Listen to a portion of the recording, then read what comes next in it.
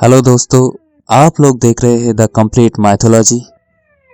इस चैनल में आपको माइथोलॉजी का अनमोल ज्ञान मिलता है, जिससे हमारा लाइफ का सभी प्रॉब्लम सॉल्व हो जाता है। तो दोस्तों, आज हम चर्चा करेंगे वेद को कौन जानता है, हु नोज द वेदास। परमेश्वर भगवान स्वयं अपने गीता में इस विषय में चर्चा किया है। तो दोस्तों, इसे समझने के लिए वीडियो में बने रहिएगा। परमेश्वर भगवान अपने गीता 15.1 श्लोक में बोल रहा है कि ऊर्ध्व मूल व अधो शाखा वाली एक अविनश्वर वर्गद वृक्ष के बारे में बोला गया है। जो उस वृक्ष को जानता है वो ही वेदविद है। इस वृक्ष का शाखा जड़ प्रकृति का त्रिगुण से पुष्ट होकर ऊर्ध्व व अधो देश में विस्तृत हुआ है। इंद्रिय का विषय ही इस शाखाओं का पल्लव है।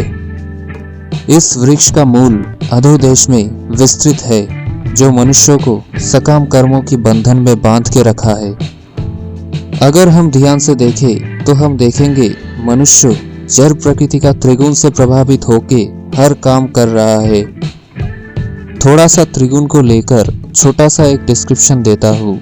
दोस्तों, त्रिगुण है सतोगुण और मोड ऑफ गुडनेस, रजोगुण और मोड ऑफ पैशन, तमोगुण और मोड ऑफ इग्नोरेंस।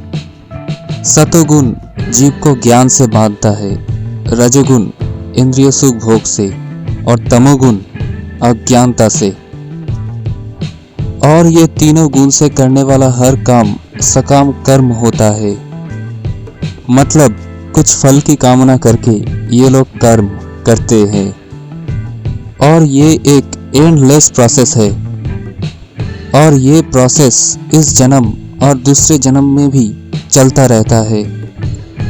और सभी फल इल्यूशरी होता है, मतलब ये टेम्पररी और एक सिर्फ वहम होता है। तो ट्रूथ क्या है और इसको कैसे जाना जा सकता है? भगवान अपने गीता 15.3,4 नंबर श्लोक में बोल रहा है कि इस वृक्ष का स्वरूप इस जगत में उपलब्ध नहीं होता। इसका आदि अंत और स्थिति कहाँ है वो कोई समझ नहीं पाता। तीव्र वैराग्य रूप अस्त्रों से इस वृक्ष का मूल छेद करके सत्य वस्तु को ढूंढना कर्तव्य है। मतलब एकमात्र वैराग्य से ही हम इस वृक्ष का स्वरूप जान सकते हैं। इस जड़ जगत का बंधन रूप ये वृक्ष आध्यात्मिक जगत का एक विकृत प्रतिबिंब है।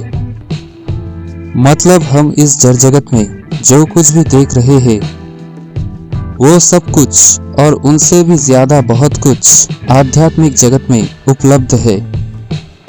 और इस जड़ जगत में हम जो कुछ भी देख रहे हैं वो सिर्फ आध्यात्मिक जगत में जो है उनका कुछ वस्तुओं का प्रतिबिंब है। और प्रतिबिंब टेम्पररी होता है, इसलिए इस जड़ जगत में सभी चीज टेम्पररी होता है। और जो इस वृक्ष के ऊपर आसक्त रहता है, मतलब जो सकाम कर्मों में आसक्त रहता है, जो कि एक एंडलेस प्रोसेस है, उनके लिए मुक्ति पाना असंभव है। लेकिन जब कोई इस इल्यूशरी वृक्ष के बारे में जान लेता है तब वो मुक्त हो सकता है। तो दोस्तों, आपको वीडियो कैसा लगा आप कमेंट करके बताइए।